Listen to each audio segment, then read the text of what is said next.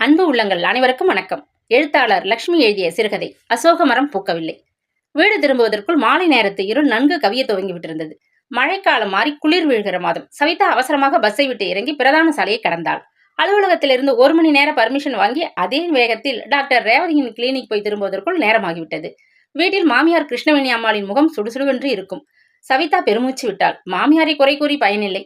பெரிய ஓரகத்தை நீலா சமீபத்தில் தான் 2வது குழந்தையுடன் புக்ககம் திரும்பியிருந்தாள். முதல் குழந்தைக்கு 3 வயது கூட நிறையவில்லை. அருகில் இருந்த தனியார் நர்சரப்பள்ளிக்கு அவனை அனுப்ப வேண்டும். கைக்குழந்தை, வீட்டு வேலை என்று சகல பொறுப்புகளையும் சுமக்க முடியாமல் தத்தளித்தாள். வீட்டின் கடைக்குட்டி செல்லப்பெண் பானுமதி கல்லூரியில் MA படிப்பவள். பரதநாட்டியம், சங்கீதம் என்ற அதிகப்படி சகலகலா வள்ளியாக மாற முயன்று கொண்டு வெளியே தெரியும் நாகரிக யுவதி. வீட்டில் இருக்கும் சிறிது நேரம் கூட விரல் நகத்தை கடித்தபடி மில்ஸ் அண்ட் பூன்ஸ் நாவல்களை குறிக்கும் பெண். அவள் எது பேசினாலும் மேதாவித்தனமான பேச்சு என்று வியந்து பாராட்டு பெறுபவள். துரும்பை கூட விரலால் தூக்கி போட நேரம் இல்லை என்று பேசும் கர்வம். அவளால் வீட்டிற்கு எந்த விதமான உபயோகமும் இல்லை. மந்தவெளி பஸ் நிலையத்தை தாண்டி அவசரமாக அந்த புதிய குடியிருப்பு பகுதிக்குள் நுழைந்தாள் சவிதா. 10-15 பிளாட்டுகள் கொண்ட குடியிருப்பு பகுதி. கணவர் மறைவிற்கு பிறகு மிச்ச மீதி இருந்தவற்றை போட்டு முதல் மாடி பகுதியை வாங்கிவிட்டிருந்தாள் கிருஷ்ணவேணி அம்மாள். மூத்தவன் தாமோதரன், இளையவன் ஆனந்த் உட்பட அவர்கள் குடும்பம் பெரிதுதான். தெருமுனிக்கு வந்ததும் வேகத்தை குறைத்து கொண்டாள். அவர்களது படுக்கை அறை ஜன்னல் வழியே எட்டி பார்த்து கொண்டிருந்த மணி பிளான்ட் அவளை வரவேற்பது போல் காற்றினூடே தலையசைத்துக் கொண்டிருந்தது. நீதான் என்னை வரவேற்க வேண்டும், அல்லாமல் இந்த வீட்டில் வேறு யார் என்னை வரவேற்கப் போகிறார்கள்? துயரம் அவள் நெஞ்சை கவ்வியது.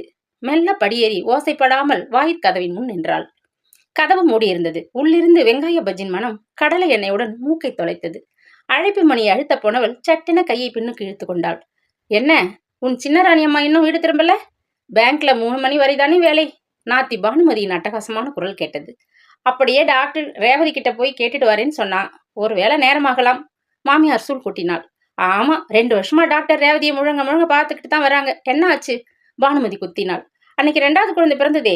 கரகரத்த குரலில் அண்ணன் தாமோதரன் ஜோக் அடிக்கவும் ஒரே சிரிப்பு. ராமேஸ்வரத்தில் போய் ஒரு புருஷன் முன்னாடி குளிச்சாங்களாம். கூட போன ஜோடிக்கு குழந்தை பிறந்துச்சான்னு கதை சொல்லுவாங்க.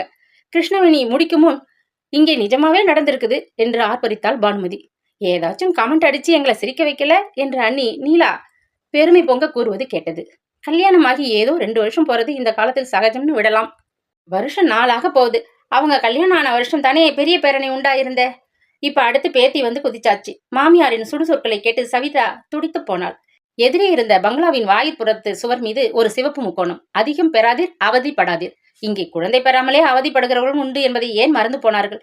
அதை ஒரு மாபெரும் குற்றமாக கருதுபவர்களும் உண்டு என்பதை ஏன் மறந்து போனார்கள்? சவிதாவின் கண்களில் நீர் முட்டியது. பெண் என்று வரும்பொழுது அவளது படிப்பு, உழைப்பு யாவற்றுக்கும் மதிப்பு கொடுப்பதில்லை. அவளது பெண் பிறவிக்கு ஒரு சில குறிப்பிட்ட தகுதிகள் என்று வரையறுத்து கூறப்பட்டிருந்த தகுதிகளைத்தான் அவர்கள் பெரிதாக நினைக்கிறார்கள். குடும்பம், சமையல், சாப்பாடு, பிள்ளை பேறு என்ற வட்டத்திற்குள் அவளை அழுத்து பிடித்து போட்டுவிட ஆத்திரப்படுகிறார்கள். சவிதாவின் பட்டப்படிப்பு, அவளது திறமைகள், அழகு எல்லாமே பின்னுக்கு தள்ளப்பட்டு இப்பொழுது வெளியே தள்ளப்பட்ட குப்பையைப் போல சவிதாவின் உடல் ஒரு முறை சிலிர்த்தது. காலையில் அவசரமாக அள்ளி போட்டுக்கொண்டு சாப்பிட்டுவிட்டு கையில் சப்பாத்தியும் சப்ஜியும் அவளது பசிக்கு போதவில்லை. பசி குடலை முறுக்கியது. தனியார் வங்கியில் கணக்கராக பணியாற்றி கணிசமாக அவள் கொண்டு வரும் சம்பளத்தை மாமியார் பறிமுதல் செய்து விடுவாள்.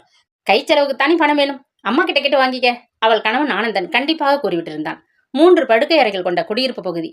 அவர்களுக்கு ஒரு படுக்கை அறை, பெரியவனுக்கு ஒரு படுக்கை அறை, தாயும் மகளும் ஒரு படுக்கை அறை என்று வசதியாக இருக்க இடம், வேளா வேலைக்கு சாப்பாடு, சம்பாதித்து போட மனைவி, அவனுக்கு ஒரு தட்டெழுத்து கம்பெனியில் விற்பனை பகுதி மேலாளர் வேலை.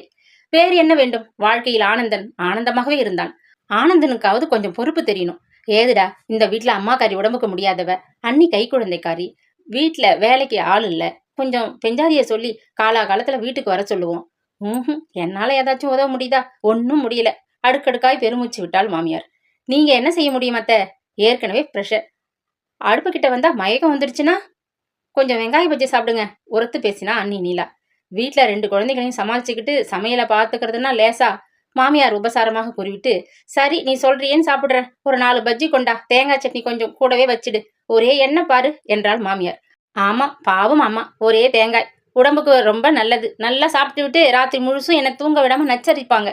பானுமதி கிண்டலாக கூற சிரிப்பு அலைமோதியது. பொடி போக்கிரி, நீ ராத்திரி 12 மணி வரை கதை புத்தகம் படிச்சுக்கிட்டு இருக்கிறது எந்த விதத்தில் சேர்த்தி? செல்லமாக மகளை கடிந்து கொண்டாள் கிருஷ்ணவேணி. சவிதா மரம் போல நின்றாள். காலை அலுவலகத்திற்கு புறப்படும் முன் சகல வேலைகளையும் செய்தது அவள்தான் என்று ஒரு வார்த்தை கூட எவரும் கூறாதது அவள் மனதை என்னவோ செய்தது. அவளது வங்கி நேரம் காலை 8:30 மணி. அண்ணா சாலையில் உள்ள அந்த வங்கிக்கு மந்தவெளி பஸ் நிலையத்தில் 7:45 அல்லது 8 மணிக்கு பஸ்ஸை பிடித்தாக வேண்டும். அதிகாலையில் அண்ணி படுக்கை அறையை விட்டு வெளியே வர மாட்டாள். அவள் பெரிய இடத்திலிருந்து சீரும் சிறப்புமாக வந்தவள். அத்துடன் அவளது கணவன் தாமோதரன் தனியார் நிறுவனத்தில் பெரிய அதிகாரியாக பணியாற்றுபவன். ஆனந்தனை விட அதிக சம்பளம், ஆபீஸ், கார் வசதிகள் எல்லாம் உண்டு. இதற்கெல்லாம் சிகரம் வைத்தது போல நீலாவிற்கு 2 குழந்தைகள். கை குழந்தைக்காரி, பச்சை உடம்பு, குளிர்காலத்து ஊதல் உடம்புக்கு ஒத்துக்கொள்ளாது. சாதாரண நாட்களிலேயே நீலா அன்னைக்கு நிதானமாகத்தான் அவளால் வேலை செய்ய முடியும். இப்பொழுது கை குழந்தை வேறு. அவளை எதிர்பாராமல் சவிதா அதிகாலையில் எழுந்து காபியை தயாரித்து யாவருக்கும் பகிர்ந்தளிக்க வேண்டும். சமையலை கவனித்தாக வேண்டும். சவிதா நிமிர்ந்தாள். என்னவோ காலையில் சமைக்கிறதா பேர் பண்ணிட்டு ஓடிடுறாங்க சின்னண்ணி. இன்னைக்கு சமைச்ச புடலை பொரியல் ஒரே உப்பு, வாயில வைக்க முடியல. பானுமதியின் குற்றச்சாட்டு காதில் விழுந்தது. வேலையில் கவனம் இருந்தால்தானே. என்னவோ கடமை தொலைக்கணும்னு ஒரு அவசரம். டமால் டமால்னு பாத்திரங்களை போட்டு உடைக்கிறதும் நசுக்கிறதும் சமையலா செய்றா? மாமியார் புலம்பினாள். வெங்கலக்கடையில் யானை புகுந்த மாதிரி பானுமதி ஓவென சிரித்தாள். உங்க அண்ணி யானையாட்டமா இருக்காங்க. ஆனாலும் நீ ரொம்ப மோசம். தாமோதரன் கூடவே சிரிப்பது கேட்டது. யானை இல்லைன்னா பூனை மாதிரி சாதுவாட்டம் இருக்காங்க. ஆனா பெரிய ஆள், ரொம்ப அழுத்தம், பானுமதி அரட்டராக கூறினாள். சவிதாவின் முகம் கோபத்தால் சிவந்தது. கல்யாணமான புதிதில் இதே பானுமதி அவளிடம் எப்படி குறைந்திருக்கிறாள்? அண்ணி, உங்களோட அந்த சிவப்பு பனாரஸ் சிலையை என் சிநேகிதி கல்யாணத்துக்கு கட்டிக்கிட்டு போகட்டுமா? அதுக்கென்ன, உன் உயரத்துக்கு நல்லா இருக்கும், கட்டிக்க சவிதா, உபசரித்தாள். ஆனால் அவளிடம் உள்ள கெட்ட குணம், சேலைகளை உடித்துவிட்டு மீண்டும் பழைய சுத்தமான நிலையில் தோய்த்து இஸ்திரி போட்டு தரமாட்டாள். கசைக்கு சுருட்டி கட்டில் மீது விட்டு இருந்து விட்டு போவாள். ஒருமுறை அவளது பொக்கிஷம் போல காத்து வந்த மயில் கழுத்து பட்டு சேலையை கரை ஓரத்தில் கிழித்து கொண்டு வந்து ஓசைப்படாமல் மடித்து வைத்திருந்தாள் பானுமதி.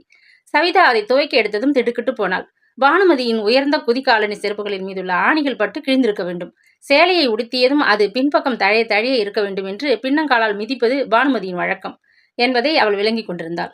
ஏமா பானு, இந்த சேலை கிழிஞ்சிட்டு இருக்கே? சவிதா கேட்டதும் பானுமதி முகம் சிவந்து போனாள். மக்கள் சேலையா இருந்திருக்கும். எத்தனை நாள் பழசோ? பானுமதி முகத்தை கோணிக்கொண்டாள். நீ எதுக்கு இந்த விவகாரத்துக்கெல்லாம் போற? உன்கிட்ட இல்லாத சேலையா, ட்ரெஸ்ஸா? மாமியார் ஓங்கி கத்தினாள். அதன் பிறகு பானுமதியின் சுபாவமே மாறி போயிருந்தது. சவிதா பலமுறை சமாதான முயற்சிகள் செய்து பார்த்தும் பயனற்று போயின. உன் காலேஜ் பார்ட்டிக்கு இந்த காதணியை போட்டுக்கிட்டு போயேன். உன் தோழியோட பிறந்தநாள் விழாவுக்கு இந்த நைலக் சேலை தரட்டா? சவிதா வேண்டி இருக்கிறாள். ஆளை விடுங்க, ஒரு வாட்டி பட்டதே போதும். ஏற்கனவே சேலையை கிழிச்சேன்னு பேர் வச்சுட்டீங்க. இப்ப நகையில இருக்கிற பவுன் எல்லாம் தங்க பசும் செய்து சாப்பிட்டேன் என்று பழி சுமத்துவீங்க. எனக்கு வேண்டாம், பயந்தவளை போல அபிநயித்தாள் பானுமதி. ஆமா, உங்க நீலா அண்ணி மாதிரி பீரோ நிறைய சேலையும் உடம்பு நிறைய நகையும் கொண்டு வந்துட்டா பேச்சே வேறையா இருக்கும்.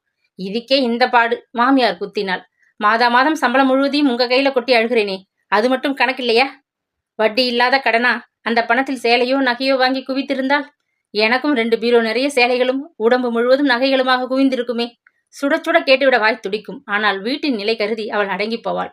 அம்மா பேரில் அம்மாவே வாங்கின பிளாட் இது. அவங்க கிட்ட பணத்தை கொடுத்துடணும். இல்லாட்டி நம்மால தனியா கொடுத்தனும் செய்ய முடியாது. பெரியண்ணன் மாசம் வீட்டு செலவுக்குன்னு 1500 ரூபாய் கொடுக்குறான். என் சம்பளத்தில் கொடுக்க முடியல. அதனால உன் சம்பளத்தை கொடு. மிச்சத்தை நிறவி போட்டு நானும் அண்ணனை போல கொடுத்துடுறேன். என் பாக்கி சம்பளம் பேங்க்ல போட்டு வைக்கிறேன் என்றான் ஆனந்த்.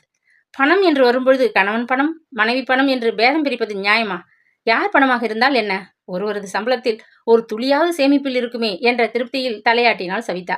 நாளாவட்டத்தில் அவளது போக்குவரத்து செலவிற்கே மாமியார் கையை எதிர்பார்க்க நேரிட்ட வெக்கக்கேட்டில் அவள் மனம் சுருங்கி போனாள். சம்பளத்தை கையில் கொடுத்துறதா பேரு. சாப்பாடு கையில டிஃபனும் கொண்டு போயிட்டு கை செலவுக்கு இன்னும் கேட்டா என்ன அர்த்தம்? கிருஷ்ணவேணி கோபமாக கேட்டபோது அவமானத்தால் அவள் முகம் சிவந்தாள். பஸ்ஸுக்கு தான் கேட்டேன் தே. மென்று விழுங்கின சவிதாவை உறுத்து பார்த்துவிட்டு ஒரு 20 ரூபாய் தாளை அவளிடம் விட்டெறிந்தாள் மாமியார். பிச்சை காசி பொறுக்குவது போல கூறிய கைகளால் அதை எடுத்தவள் மனதில் 1000 எண்ணங்கள். சம்பாதிக்கிறேன்னு பேரு. உங்ககிட்ட அடிமையா கை நீட்டி பணம் வாங்க வேண்டியிருக்கு எனக்கு. புருஷன் சம்பாதிக்கிறாருன்னு பேரு. ஒரு பைசா என் இஷ்டப்படி செலவு செய்ய கொடுக்கறது இல்லைன்னா என்ன அர்த்தம்? அடிவயிற்றில் பொங்கிய கசப்பு நாவில் வந்து சுருட்டி கொண்டது. நீங்களாச்சும் பணம் தந்து உதவக்கூடாதா? ஆபீஸ்ல யாராவது கல்யாணம் பார்ட்டின்னு பரிசுக்கு லிஸ்ட் போட்டுக்கிட்டு வந்துடுறாங்க. ஒரு 10 ரூபாய் கூட தர முடியாம என்னங்க இது? கணவனிடம் தனிமையில் முறையிட்டாள். சரி, அம்மாவுக்கு தெரியாம ஒரு 50 ரூபாய் தரேன் வச்சுக்கோ. ஆரம்பத்தில் சிறிது தயவுடன் தாராளமாக இருந்தான் ஆனந்த். ஆனால் திடீரென ஒரு நாள் அதிலும் மண் விழுந்தது. ஆபீஸ் போக வசதியா இருக்கும்னு ஒரு ஸ்கூட்டர் வாங்க போகிறேன். சந்தோஷம், என்னையும் ஏத்தி கொண்டு விடுவீங்க இல்லையா? பரவசத்துடன் கேட்டாள் சவிதா. அது எப்படி? உன் ஆபீஸ் அண்ணா சாலையில், என் ஆபீஸ் மகாபலிபுரம் போற வழி. சரி வராது. கணவனது கடுமை அவளை அடக்கிவிட்டது. எதுக்கு சொல்ல வந்தேன்னா, இனிமே கடுமையான பட்ஜெட் நம்மளது. ஏன்னா என் சேமிப்பை எல்லாம் போட்டு வாங்குகிறேன். அதனால உன் 50 ரூபாய் முதல் வெட்டு. சவிதா முகம் செலுத்து போனாள். பம்பரம் போல காலையில் எழுந்து அடுக்கலைக்குள் புகுந்து வேலைகளை முடித்துவிட்டு ஆபீஸுக்கு ஓடி அவள் என்ன சாதித்தாள்? எவரது பாராட்டுதலை பெற்றாள்? அதற்கு மேல் அவளுக்கு ஒரு முத்திரை வேறு குத்துவதற்காக யாவரும் தயாராக நிற்பது போல ஒரு பிரமை அவளை ஆட்டியது. தாய்மை. இந்த அழகான வீட்டில் அது ஒன்றுதான் தேவை. அவளது குழந்தையையும் அவளைப் போலவே அனாதையாக நடத்துவார்கள், கேவலப்படுத்துவார்கள். டாக்டர் ரேவதி கூறியதை நினைத்ததும் அவளுக்கு துயரம் பீறிட்டு கொண்டு வந்தது. டாக்டர் ரேவதி, பதில் என்னன்னு தெரிஞ்சுக்கணும்னு பாக்குறேன். என்னவோ நம்ம ஆனந்துக்கும் ஒரு வாரிசு பிறந்துட்டா என் கவலை விட்டது. கிருஷ்ணவேணி அம்மாள் அழுத்து கொண்டாள். எனக்கு தோணலைம்மா, பானுமதி அட்டகாசமாக கூறினாள். என்ன தோணலை? அண்ணி நீலா ஆவலுடன் வினவினாள். நம்ம பானுவோட மூளையே குறுக்காகத்தான் வேலை செய்யும். சொல்லு சொல்லு, பெரியண்ணா அவசரப்படுத்தினான். காளிதாசரோட ரத்னாவளியில் ஒரு சம்பவம் வரும். தங்கை ஆரம்பித்தாள். நீ சகலகலா வள்ளின்னு தெரியும், சுருக்கமா சொல்லு, பெரியண்ணா ஆரம்பித்தார். அசோக மரம் பூக்காமல் போயிட்டா அதை பூக்க செய்ய ஒரு வழி செய்வாங்களாம். அழகான பெண்கள் தங்கள் பாதங்களிலே செம்மஞ்சி குழம்பை தடவிக்கிட்டு அந்த மரத்தை சுத்தி வந்து உதைப்பாங்களாம். அந்த அவமானம் தாங்காம அந்த மரம் பூத்திடுமாம். அதனால் இப்ப என்ன செய்யறதாம்? அண்ணி தூண்டினாள். நான் என் பரதநாட்டிய காலில் செம்மஞ்சி குழம்பை, அதாவது அல்தாவை தடவிக்கிட்டு சின்ன நீ எட்டி உதைக்கிறேன். அப்பவாது அவர்களுக்கு குழந்தை பிறக்குமான்னு பார்க்கலாம். பானுமதியின் கத்தியின் கூர்மையான பேச்சில் யாவரும் இரைச்சல் போட்டு சிரித்தார்கள். சவிதா ஓவென அழ முடியாமல் விம்மினாள். ஆனால் அந்த மரத்துக்கு இருக்கிற வெக்கம் கூட இந்த மனுஷிக்கு இருக்குமோ?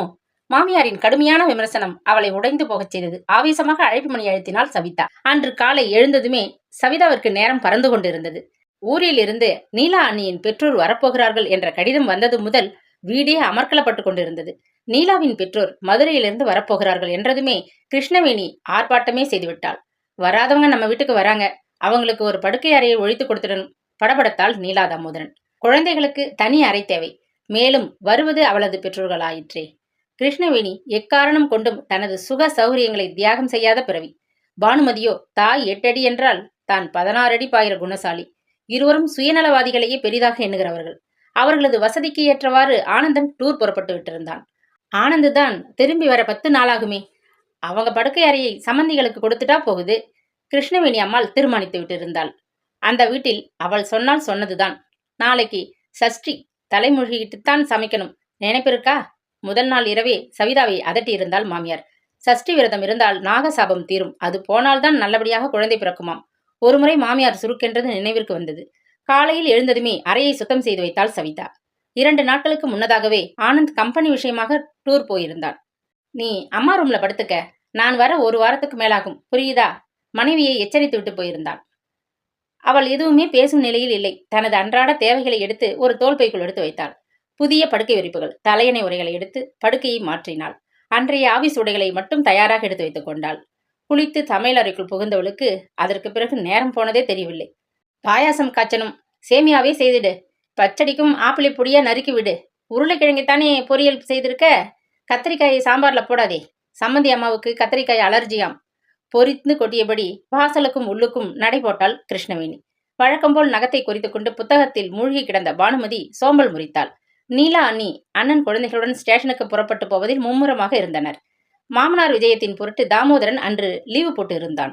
மசன்னு சமையல் அறையிலேயே வேலை செஞ்சுக்கிட்டு நின்னுகிட்டு இருக்காதே, நேரம் ஆயிடும். தாமோதரன் மனைவியை அன்புடன் கடிந்து கொண்டான்.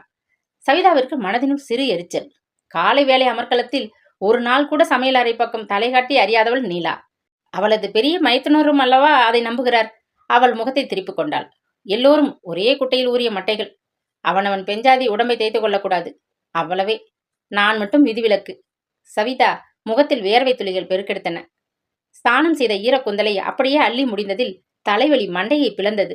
போதாத குறையாக மாமியார் அவள் முதுகுப்புறம் நின்றபடி ஓடும் குதிரையை சாட்டையால் சொடுக்குவது போல் அதிகாரம் செய்து கொண்டிருந்தாள்.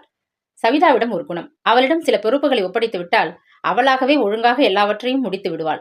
ஆனால் எவராவது அவளது வேலைகளில் தலையிட்டு இதை இப்படி செய், அதை அப்படி செய் என்று கூற ஆரம்பித்து விட்டால் தடுமாற்றம்தான். கையில் இருப்பவையெல்லாம் குழப்பம்தான். காப்பியை ஒட்டுமொத்தமாக கலக்காதே. அவங்க ஒவ்வொருத்தரா தனித்தனியா காப்பி போட்டு சாப்பிடுறது தான் பழக்கமாம். சவிதா மௌனமாக தலையாட்டினாள். பதில் பேசினால் கிருஷ்ணவேணி எரிந்து விழுவாள். அன்று அவளது வங்கியில் ஆடிட் கெடுபிடி வேறு. வீடு திரும்ப நேரமாகும் என்று சொன்னால் என்ன நடக்குமோ என்ற கிளி. இதர நாட்களாக இருந்தால் அவள் சாயந்தரம் வர நேரமாகும் என்று கூறிவிட்டு புறப்படுவாள். ஆனால் அன்றைய நிகழ்ச்சிக்கு பிறகு அவளால் எதுவுமே கூற இயலாமல் மனதினுள் ஒரு புழுக்கம். பானுமதி உரக்க குரல் கொடுத்தாள். எனக்கு காலேஜுக்கு நேரமாகுதுமா, இதோ 1 நிமிஷம் என்றபடி சாப்பாடு மேஜை மீது தட்டுக்களை வைத்தாள் சவிதா. அவளும் ஒரு வாய் அள்ளி போட்டுக்கொண்டு கிளம்ப வேண்டும். உப்பு காரம் எல்லாம் சரியா இருக்கா? பாயாசத்துல சக்கரை கொஞ்சம் தூக்கலாகவே இருக்கட்டும். ஏலக்காய் பொடி செய்து போட்டியா? மனமே இல்லையே. கிருஷ்ணவேணி தொணதணுத்தாள். என்னம்மா, எனக்கு பசி உயிர் போகுது, நீ பாட்டுக்கு வளவலன்னு. மகள் எரிந்து விழுந்தபடி சாப்பாடு மேஜை அருகே தொப்பென்று அமர்ந்தாள். கிருஷ்ணவேணி மகளை ஆதரவுடன் பார்த்தாள். சாப்பிடுமா, ஆனா இந்த ட்ரெஸ்லயா காலேஜ் போக போற என்று கேட்டாள். ஏனாம், இந்த மிடி ட்ரெஸ் இப்ப ஃபேஷன், இதற்கு என்னவாம்? சீறினாள் மகள். கொம்பேரி முக்கநாட்டமா அந்த பொண்ணு ஒரு ட்ரெஸ்ஸை மாட்டிக்கிட்டு நிக்குது. நல்லா ஒரு சேலை கட்டக்கூடாது என்று சம்மந்தி விட்ட அம்மா கூறிவிட்டால் என்ன செய்வது என்று உள்ளூர பயம் கிருஷ்ணவேணிக்கு. மகளிடம் உண்மையை விண்டு வைத்தால் அவள் பத்திரகாளி ஆகிவிட மாட்டாளா? சரி சரி, சாயங்காலம் நல்லா ஒரு சேலையை எடுத்து கட்டிக்க. உங்க அண்ணியோட அம்மா பார்த்தா. அவள் முடிக்கு முன் மகளின் முகம் கோணியது. உதட்டை பிதுக்கிவிட்டு, என்னை பொண்ணு பார்க்க அவங்க வீட்டுல பிள்ளை ஏதாச்சும் இருக்காமா? கேலி செய்தாள். தாயின் குரலில் கனிவு. அவங்களுக்கு அன்னார் மகன் அமெரிக்காவில் வேலையில் இருக்கான். அடுத்த மாசம் இந்தியா வரானாம். அதுக்காகத்தான் சொன்னேன், ரகசியமாக கூறினாள். வரட்டும், அதுக்கு நான் என்ன ஷோகேஸ்ல நிக்கிற பொம்மையா? அலங்காரம் செய்துகிட்டு நிக்கிறதுக்கு? இதை பாருங்கம்மா, எனக்கு இப்ப கல்யாணமே வேண்டாம். அழுத்தமாக கூறியபடி தட்டில் பிரதிபலித்த தன் முகத்தை வெறித்தாள் பானுமதி. சவிதா தட்டில் சோற்றை பரிமாறி குழம்பை ஊற்றினாள். நெய்யை விட போனவளிடம், ஐயோ, கொழுப்பு சத்து வேணாம், உடம்பு ஊதி போகும், நான் டயட்ல இருக்கேன் என்றாள் உறக்க. நல்லா இருக்கு, வளர்ற பொண்ணு டான்ஸ் ஆடுற, உடம்புல சத்து வேண்டாம், சாப்பிடு, தாயார் உரிமையுடன் அதட்டினாள். எனக்கு கொழுப்பு சத்து வேணாம், சின்னன்னிக்கு தான் கொழுப்பு வேணுமாம், நெய் போட்டு சாப்பிடட்டும். சீண்டலுடன் தட்டில் இருந்த சோற்றை பிசைந்தாள் பானுமதி. சவிதாவுக்கு நெஞ்சினில் முல்லை போல சுரீர் என்று வேதனை. கொழுப்பு உன் உடம்பு நாக்கு எல்லாத்துலயும் ஏறி இருக்கு. உனக்கு நெய் தேவையில்லைதான், ஆனா ஓடா தேய்ந்து போற எனக்கு கொழுப்பு தேவைதான். சொல்ல துடித்த நாக்கை சட்டென அடக்கி கொண்டாள். அப்படி பேச முடியாதபடி அவளை அடக்கிவிட்டு போயிருக்கிறானே அவளது கணவன். சவிதா ஒரு வினாடி தட்டையே விரித்தாள். பிறகு ஒரே அல்லாக உணவை முடித்துக் கொண்டு எழுந்தாள். அண்ணியின் பெற்றோர் வருவதற்குள் ஆபீஸுக்கு கிளம்பிவிட வேண்டும். வீட்டில் தங்கினால் ஆபத்து. சாப்பிட்ட தட்டை மேஜை மீது வைத்துவிட்டு பானுமதி ஓடி சென்று கையை கழுவி கொண்டாள். அவள் எச்சி தட்டை தீண்டாதவள். சவிதா தட்டுகளை எடுத்து சுத்தம் செய்துவிட்டு மேஜையை துடைத்து வைத்தாள். ஆபீஸ் புறப்படுவதற்கு முன் காலையில் தயாரித்து வைத்திருந்த எலுமிச்சம்பழச்சோற்றையும் ஊறுகாயையும் டப்பாவினுள் அடைத்தாள். பிளாஸ்டிக் பையினுள் அதை அடக்கம் செய்தாள். தயாராக வைத்திருந்த நீல நிற ஆர்கண்டி வாயில் சேலையை மாற்றி கட்டிக்கொண்டு கண்ணாடியில் ஒரு வினாடி அழகு பார்த்தாள். மாநிறம்தான் என்றாலும் நாகரிக ஒப்பனையில் அவள் அழகியாகவே விளங்கினாள். கழுத்து வரை புரண்ட கூந்தலை கிளிப் போட்டு ஒதுக்கியிருந்தாள். வட்டமான பொட்டும் எல்லை கோடுகளான இரு வில் புருவங்களும் அகன்ற கண்களுமாக அவள் பளிச்சென்றுதான் விளங்கினாள். நீலாண்ணியைப் போல வைரமூக்குத்தி மூக்கில் மின்னாவிட்டால் என்ன? நீண்ட கூர்மையான நாசி, அழகிய அளவான உதடுகள், கச்சிதமான உடற்கட்டு, காதுகளிலும் கைகளிலும் பணக்கார கலை பகட்டாக தெரியாவிட்டால் என்ன? காதில் சிறிய முத்துத்தோடும், கையில் வளையல், கழுத்தில் மெல்லிய சங்கிலியுமாக அவள் கவர்ச்சியாகத்தான் இருந்தாள். இல்லாவிட்டால் கிருஷ்ணவேணி அம்மாள் அவளை மருமகளாக அந்த வீட்டுப்படி ஏற விட்டிருப்பாளா? சவிதா தன் தமையனை கருணை பொங்கும் இதயத்துடன் ஒருமுறை எண்ணி பார்த்தாள். தாய் தகப்பன் இல்லாத குடும்பம். சவிதாவின் தமக்கையை இரண்டாம் தாரமாக வாழ்க்கைப்படுத்தி தனது ஒரு சுமையை குறைத்துக் கொண்டிருந்தார் அண்ணன். 2 தம்பிகள் படிப்புக்கும் பிற்கால வாழ்விற்கும் அவனை அண்டி இருந்தனர். சவிதா படிப்பில் கெட்டி, வகுப்பில் முதல் மாணவி, கல்லூரியில் தங்கப்பதக்கம் வாங்கின பெருமை அண்ணனுக்கு. நீ நல்லா படிச்சு வேலைக்கு போமா, தன்னால ஒருத்தன் வந்து கொத்திக்கிட்டு போவான் என்று பீற்றிக் கொண்டார். வங்கியில் வேலைக்கு சேர்ந்தபோது உணர்ச்சி பொங்க சவிதா அண்ணனிடம் கூறினாள். அண்ணா, எங்களுக்கு நீங்க உழைச்சது போதும்னா, இனிமே அந்த ஜவுளி கடை கணக்கர் வேலையை விடுங்க, நான் சம்பாதிக்கிறேன். பைத்தியம், நீ சம்பாதிச்சு நான் சாப்பிடக்கூடாதுமா. இந்த வேலை உனக்கு ஒரு ஊன்றுகோல், பொருளாதார சுதந்திரம். இதை எக்காரணம் கொண்டும் விட்டுடாதே. உன் புருஷன் சம்பாதியத்தில் தான் எல்லாம் வாங்கணும்னு நீ சதா கையேந்திக்கிட்டு கண்ணை கசக்கிக்கிட்டு நிக்க வேண்டாம். நீயே இஷ்டப்பட்டதை வாங்கிக்கலாம், தெரிஞ்சுக்க. அன்புடன் அறிவுரைகள் வழங்கினார் அவர். தெரிந்த உறவினர் மூலம் வீடு தேடி வந்த கிருஷ்ணவேணியின் உள்நோக்கம் அவளது அண்ணனுக்கு தெரிந்திருக்க நியாயமில்லைதான். திருவல்லிக்கேணி சந்தில் ஓட்டு கொடுத்தனத்திற்குள் பெண் பார்க்க அந்த அம்மாள் வந்தபோது அவர் கைகால்கள் பதறின. உங்க பொண்ண பேங்க்லயே பார்த்துட்டோம், எங்க சித்தப்பா மகன் தான் சொன்னார், உங்களுக்கு ரொம்ப சிநேகிதராம். வலுவிலே வந்த ஸ்ரீதேவி போல கிருஷ்ணவேணி அம்மாள் அவர் கண்களுக்கு தோன்றினாள். மந்தைவெளி பக்கம் பெரிய பிளாட், பெரிய மகன் பதவியில் இருக்கிறான். அவன் மனைவியும் பெரிய இடம், வேறு தொல்லை இல்லை. ஆனந்த் பார்க்க லட்சணமாக வேறு இருந்தான். காதோர கிருதாவும் சுருள் கிராப்பும் நிறமுமாக பையன் அம்சமாக இருக்கிறான். அண்ணன் கிறங்கி போனார். பெரியவன் இன்ஜினியருக்கு படிச்சான். சின்னவன் படிப்புல அத்தனை நாட்டம் விழல. பட்டம் வாங்கறதுக்குள்ளார இந்த வேலை கிடைச்சது. சம்பாதிக்க ஆரம்பிச்சுட்டா பிறகு எங்கே படிப்பு முடிக்கிறது? உங்க தங்கச்சியையும் ஒரு வார்த்தை கேட்டுக்கிடுங்க. பிறகு நாள் பார்த்து கிருஷ்ணவேணி முடித்து விட்டாள். படிப்பு குறைவானால் என்ன, எளிமையான முறையில் கையை கடிக்காமல் திருநீர்மலையில் கல்யாணம். எந்தவித ஆர்ப்பாட்டமும் இல்லாமல் கையோடு சவிதாவை புககத்திற்கு அழைத்து போய்விட்டார்கள். ஏதோ நம்மால் முடிந்தவரை சீர் செய்து அனுப்பி வைத்தோம் என்ற திருப்தியில் அண்ணன் இருந்து விட்டார். கல்யாணம் ஆகிவிட்டது என்றதும் ஒரு பெண்ணின் களி தீர்ந்து விட்டதா? இல்லை. சில சமயங்களில் அவளது பலி அதன் பிறகுதான் ஆரம்பிக்கிறது. அவளை பொறுத்தவரையில் ஆனந்தன் சுயநலம் மிகுந்த ஒரு மனிதன். அவனது தேவைகள், விருப்பு வெறுப்புகளை அவள் மீது சுமத்தி தன் காரியங்களை செயலாக்குவதில் சமர்த்தன். சவிதாவுக்கு தன் குறைகளை எவரிடம் சென்று முறையிட முடியும்? அவளது தமக்கை வாழ்க்கைப்பட்ட இடத்தில் பிள்ளை இல்லாத குறையுடன் குமைந்து கொண்டிருந்தாள். அண்ணன் திருமணத்தை பற்றிய நினைவே இல்லாமல் தம்பிகளின் வாழ்க்கைக்காக உழைத்துக் கொண்டிருக்கிறார். திருமணமாகி சுகமாக தங்கை வாழ்கிறாள் என்று அவர் மன சமாதானத்துடன் இருக்கட்டுமே. சவிதா பிறந்தகம் பக்கம் போவதை தவிர்த்தாள். மாதச் சம்பளம் முழுவதும் மாமியாரின் கையில் போன பிறகுதான் சவிதா விளங்கி கொண்டாள். சம்பளம் குறைவான மகனுக்கு, படிப்பு மட்டமான மகனுக்கு ஈடு கொடுக்க படித்த அறிவுள்ள சம்பாதிக்கும் மருமகள் தேவை. சவிதா அந்த இடத்தை பூர்த்தி செய்து விட்டாள். வீட்டு மேல கடன் இருக்குது, அதை அடைக்கணும்னா பிள்ளைங்க தானே கொடுக்கணும்.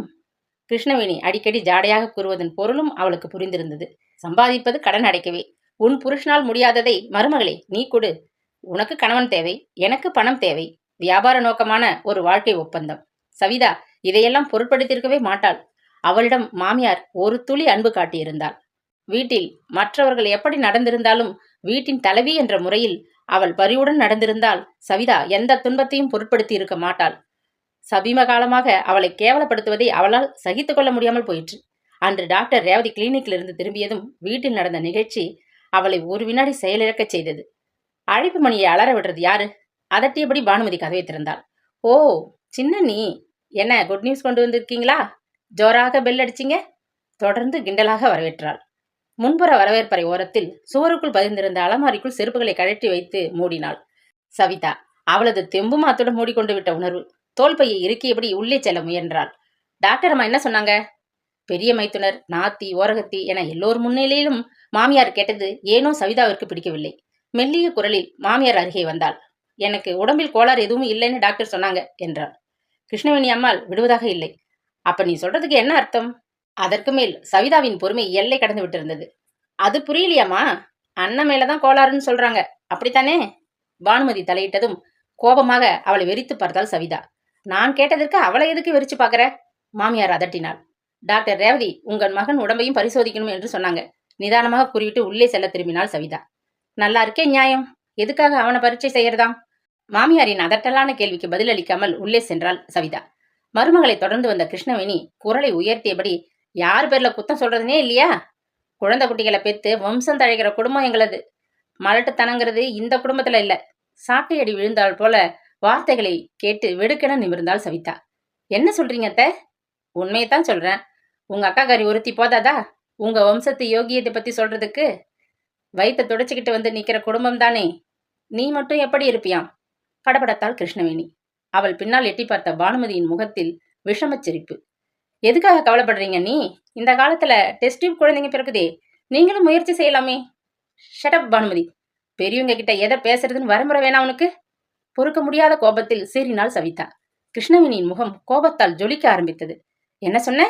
என் மகளை பார்த்து வாய் மூடுனா சொன்ன? உனக்கு எத்தனை துணிச்சல்? என் எதிரேயே அவளை இப்படி அலட்சியமா பேசுறியே. சவிதாவின் உடல் முழுவதும் உணர்ச்சியில் துடித்தது. உதடுகள் நடுங்கின. அத்தை, நீங்க வீட்டுக்கு பெரியவங்க. பானுமதி வயசுல சின்ன பொண்ணு. இப்படிப்பட்ட விஷயங்களை கேலி செய்து குத்தி காட்டலாமா?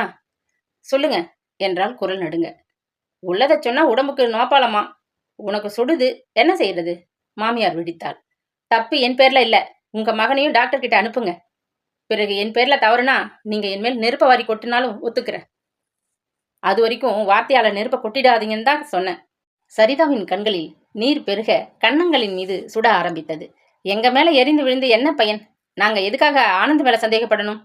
உனக்கு சாமர்த்தியம் இருந்தா உன் புருஷன்கிட்டயே சொல்லு, சீறினாள் மாமியார். அண்ணனை கூட்டிக்கிட்டு போய் டாக்டர் கிட்ட செக்அப் செய்து கொள்ள சொல்லுங்க. அதை விட்டுட்டு என்கிட்ட எரிந்து விழுவானே. வாங்கம்மா போகலாம். பானுமதி தாயின் கையை பிடித்து இழுத்து கொண்டு போனாள். அன்று இரவு சாப்பாட்டின் பொழுது வீட்டில் ஒரு பயங்கர அமைதி. ஆபீஸிலிருந்து வீடு திரும்பிய ஆனந்தனுக்கு ஒன்றும் புரியவில்லை. ஆனால் என்னவோ நடந்திருக்கிறது என்பது மட்டும் அவனுக்கு உணர்த்தியது. ஒன்றும் தெரியாதவன் போல் அவன் இரவு படுக்கப் போனான். கணவனை தனிமையில் கண்டதும் சவிதா மனம் உடைந்து போனாள். கட்டிலின் மீது அமர்ந்தவன் விசித்து விசித்து குழந்தை போல் அழும் மனைவியை வியப்புடன் பார்த்தான். என்ன நடந்தது சவிதா? ஏன் எழற? இப்படி உட்காரு. ஆறுதலாக கூறியதை கேட்டதும் அருகே வந்து அமர்ந்தாள் அவள்.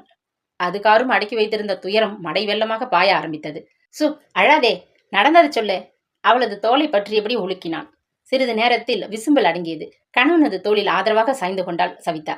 டாக்டர் ரேவதி கூறியது முதல் வீட்டில் நடந்தது வரை திணறலுடன் கூறியவளை வெறித்து பார்த்தான் ஆனந்த். நானும் தான் கேட்கிறேன், அம்மா கேட்டதுல என்ன தவறு? உன்னைத்தானே பரிசோதிக்கணும். என்ன எதுக்காக இந்த டாக்டர் அம்மா வர சொல்றாங்க? சிறிது சினத்துடன் கேட்டான் ஆனந்தன். கணவனது தோளிலிருந்து வெடுக்கென தலையை நிமிர்த்தினாள் சவிதா. அவனை ஏறிட்டு பார்த்தவள், நீங்களுமா அவர்களாட்டம் சொல்றீங்க என்றாள் வேதனையும் துயரமுமான குரலில். நான் ஆண் பிள்ளை, இது மாதிரி எல்லாம் டாக்டர் கிட்ட வந்து நிக்க எனக்கு நேரமும் இல்லை, என் பேர்ல எந்த தவறும் இல்லை, போதுமா? நறுக்கென பதில் சொல்லிவிட்டு கட்டில் மீது படுத்து விட்டான் அவன். கணவனது துணையே ஊன்றுகோலாக கருதி வந்தவளுக்கு அவளது கால்களையும் தட்டிவிட்டு கைகோலையும் பிடுங்கி எறிந்த உணர்வு. 1000 ஊசிகளாக உள்ளத்தை குத்தி ரணமாக்கியது நீயுமா? துணை என்று வந்த நீயே என்னை உதறிவிட்ட பிறகு மற்றவங்க சொல்லும்பு என்ன செய்ய முடியும்? ஏற்கனவே நெஞ்சில் ஊசி குத்த இடமில்லாத ரணம் இருக்கும்போது வேறு எவர் வந்து வார்த்தைகளால் குத்த முடியும்? இரவு முழுவதும் அழுத்து தீர்த்தாள் சவிதா. மனைவியிடம் முகம் கொடுத்து பேசாமல் 2 நாள் இருந்த பிறகு 3ஆம் நாள் டூர் புறப்பட்டு போனான் ஆனந்தன். அவன் வரையில் இந்த நரகத்திலிருந்து விடுதலை. அவளுக்கு தொடர்ச்சி. சவிதா, அவங்கெல்லாம் வராங்க. மாமியாரின் உச்சஸ்தாயி குரல் அவளை திடுக்கிடச் செய்தது. ஐயோ, நேரம் ஆயிட்டது. ஆபீஸ் போகணும். பஸ் போயிருக்கும். மனம் பறக்க வேகமாக வெளியே வந்தாள். காரிலிருந்து இறங்கிய அண்ணியின் பெற்றோர் கண்ணில் படாமல் பின்பக்க கதவின் வழியே அடுத்த வீட்டின் படி வழியாக இறங்கிச் சென்றாள். தோல்பையை திறந்து குட்டி மணிப்பரிசை திறந்து பார்த்தவள் மனதில் நிம்மதி. ஆட்டோவிற்கு தேரும் வழியாக ஒரு கணிசமான 20 ரூபாய் நோட்டு எட்டி பார்த்தது. அதே சமயம் டிஃபன் டப்பாவை மறந்தது நினைப்பு வந்தது. அன்று கையிருப்பு ஆட்டோவிற்கு போனால் அவள் பட்டினிதான். வேகமாக நடந்தாள் அவள். பேங்க் ஆடிட்டிங் வேலை முடிந்து அன்று கிட்டத்தட்ட 1 வாரம் ஆகிவிட்டது. டிசம்பர் கடைசி நேர கணக்கு வேலைகளும் தொடங்கிவிட்டால் வீடு திரும்ப நேரமாகலாம். வெளியூர் புறப்பட்டு போன கணவன் இன்னும் திரும்பவில்லை. சவிதாவிற்கு அவசரமாக திரும்ப வேண்டிய அவளும் இருக்கவில்லை. ஆனால் கிருஷ்ணவேணி அவளை விரைவாக திரும்பச் சொல்லி அடிக்கடி கட்டாயப்படுத்தினாள். சம்பந்திங்க இன்னைக்கு டிராமா பார்க்க போறாங்க. அவங்க கூட என்னையும் பானுவையும் வர சொல்லி நிர்பந்திக்கிறாங்க. வீட்டுல கை குழந்தைக்காரி அண்ணி ஒண்டியா கஷ்டப்படுவா. சீக்கிரமா வந்துடு. மாமியாரின் உத்தரவிற்கு அவள்தான் பயப்பட முடியும். பேங்க் மேனேஜர் கூட பயப்பட வேண்டும் என்றா எதிர்பார்க்க முடியும்? மனதினுள் குமரியபடி சவிதா காலையில் புறப்பட்டாள். சமையல் அறையில் காலை 5 மணி முதல் வேலை செய்த களைப்பு. ஆபீஸில் கணக்கு லெட்ஜர்களை பார்த்து பார்த்து பூத்து போன கண்கள். அவள் மிக்க சோர்வுற்றிருந்தாள். சம்பந்திகள் கெடுபிடியில் வீடு ஹோட்டலுக்கு சமமாக 2 பட்டு கொண்டிருந்தது. இன்னைக்கு நாங்க 5 ஸ்டார் ஹோட்டல்ல சாப்பிட போறோம். உனக்கு வர நேரமாகும்னு சொன்னியே, ஏதாச்சும் சமைத்து கொள்ளு. திடுமென கிருஷ்ணவேணி கூறிவிடுவாள். அழுத்து சோர்ந்து வீடு திரும்பும் சமயம் யாவரும் புறப்பட்டு சென்று இருப்பார்கள். பக்கத்து பிளாட்பார பரிமளாவிடம் வீட்டு சாவியை வாங்கி கொண்டு கதவை திறந்தாள். ஒரே மயான அமைதி. ஏமா, பசியோட வந்திருக்க போல, ஏதாச்சும் காஃபி டிஃபன் சாப்பிட கொண்டு வரட்டுமா? பரிமளா ஓடி வந்து கேட்டபோது அவள் மறுத்து விடுவாள். ஆபீஸ்லயே டிஃபன் சாப்பிட்டுட்டு தான் வந்தேன். நேரமாகும் தெரியும். ரொம்ப தேங்க்ஸ். அவளை வெளியே அனுப்பிவிட்டு கதவை மூடி விடுவாள் சவிதா. அக்கம் பக்கம் உதவி தேவைதான். அதே சமயம் கறிவேப்பிலை கொத்தமல்லி போலத்தான். அவர்களை தேவையான போது உபயோகித்துக் கொள்ள வேண்டும். வேண்டாத சமயம் தூக்கி போட்டு விட வேண்டும் என்பது மாமியாரின் கொள்கை. இதை அவள் நன்றாகவே தெரிந்து வைத்திருந்தாள். ரொம்ப சிநேகம் கொண்டாடினால் நம்ம வீட்டு கார்ல ஏறி உட்கார்ந்துப்பாங்க. ஓசி லிஃப்ட் தரணும். பெரியவனுக்கு ஆபீஸ் போன் வேற வரப்போகுது. அதுவும் ஓசியில அடிக்கடி பேச வருவாங்க. எல்லாத்துக்கும் மேல நம்ம வீட்டு விஷயம் அவர்களுக்கு தெரிவானேன். மாமியாரின் மேலான அறிவுரை. சவிதாவிற்கு அது பற்றி கவலைப்படவோ பயப்படவோ நேரமில்லைதான். அவள் வீட்டில் தங்கும் நேரம் மிக குறைவு. அத்துடன் வீட்டு வேலைகள் தன்னை மூழ்கடித்து கொண்டு விட்டால் வெளி உலகமே மறந்து போகும். அக்கம் பக்கம் திரும்பி கூட அவளால் பார்க்க முடியாதே. பசியால் உயிர் போனாலும் அவள் பரிமளாவிடம் வாய் திறவாமல் சமாளிப்பாள். பலவீனமான மனநிலையில் எங்கே தன் உள்ளத்து உணர்ச்சிகளை கொட்டிவிடுவோமோ என்ற பயம். 5 நட்சத்திர ஓட்டல் சாப்பாட்டில் வயிற்றை தடவி கொண்டு வரும் கும்பல் திரும்பி வரும்போது சவிதா ஃப்ரிட்ஜை திறந்து ஒரு டம்ளர் மோரை குடித்து பசியாறி இருப்பாள். என்ன சின்ன நீ சமைச்சு சாப்பிட்டுட்டு 10 பாத்திரத்தை அடையாளம் தெரியாமல் துளைக்கி வச்சிட்டீங்க போல இருக்கு. பானுமதியின் கிண்டலில் யாவரும் சிரித்து மகிழ்வார்கள். பசி பட்டினி வேதனை யாவும் அவளுக்கு பழக்கமாகி போனது. அதே சமயம் அண்ணியின் பெற்றோர் முன் அவளை மாமியாரே சிறுமைப்படுத்துவது கேவலமாக தோன்றியது. பஸ் நிலையத்தில் நின்ற சவிதா தோளில் தொங்கிய தோல்பையை இறுக்கி பிடித்தாள். கைக்குள் டிக்கெட்டுக்கான சில்லறை கசகசத்தது. 2 நாட்களுக்கு முன் நடந்த அந்த நிகழ்ச்சி சம்பந்தியம்மாள் அலங்கார வள்ளியாக பூவும் பொட்டும் வைரமுமாக ஜொலித்தாள். செல்வாக்கின் பெருமை அந்த அம்மாளிடம் கர்வமாக பொங்கி ஒழிந்தது. தம்பிதான் சம்பாதிக்குதே, எதுக்காக உங்க சின்ன மருமகளை வேலைக்கு அனுப்புறீங்க? காலை காஃபி பலகாரத்தை ஒரு கை பார்த்தபடி வினவினாள் அந்த அம்மாள். கிருஷ்ணவேணியின் முகத்தில் அசடு தட்டியது. சமாளித்தபடி அதுக்கும் பொழுது போக வேண்டாமா என்றாள். என்ன இது, வீட்டை கவனிக்கிறது தான் ஒரு பெண் பிள்ளையோட வேலை. வெளியே போய்த்தான் வேலை செய்யணுமா? சம்மந்தி அம்மாள் அதட்டினாள். இன்னும் கொஞ்சம் நெய் விடம்மா இட்லி மேல. அருகில் அமர்ந்திருந்த சம்மந்தி ஐயா அதிகாரம் செய்துவிட்டு தொடர்ந்தார். எங்க நீலா கூட படிச்ச கையோட வேலைக்கு போகணும்னு ஒத்த கால்ல நின்னாள். நான் தான் கூடாதுன்னுட்டேன். என்ன வேலை பெரிய வேலை? அவன் கொடுக்குற 1000 ரூபாய்க்கு 1000 பேருக்கு பதில் சொல்லிக்கிட்டு சேச்சே, வீட்டுல ராணியாட்டமா உட்காந்துக்கிட்டு இருக்கிறத விட்டுட்டு உடம்பு தேஞ்சி மனசு உடைஞ்சி எனக்கு கட்டோட பிடிக்காத விஷயம். அதான் நீலாவுக்கு உடனடியாக கல்யாணம் செய்து விட்டேன். பக்கபலமாக சம்மந்தி அம்மாள் ஊதினாள். தொண்டையை செருமியபடி கிருஷ்ணவேணி சவிதாவை பார்த்தாள். வாய் திறந்து ஏதாச்சும் உளறிடாதே என்ற எச்சரிக்கை தெரிந்தது. சவிதா பூ போன்ற இட்லிகளை தட்டில் வைத்து அதன் மீது நெய்யை வார்த்தாள். உங்களுக்கு பணம் இருக்கிறது. அந்த மிதப்பில் நீங்கள் இதுவும் பேசுவீர்கள், இன்னமும் பேசுவீர்கள். எங்களைப் போல வறுமை கோட்டின் கீழே அவதிப்படும் பெண்களை பற்றி உங்களுக்கு என்ன தெரியும்? என் அண்ணன் மாடாக உழைத்து ஓடாக தேய்ந்து எங்களை கரையேற்ற எத்தனை அவதிப்பட்டார்.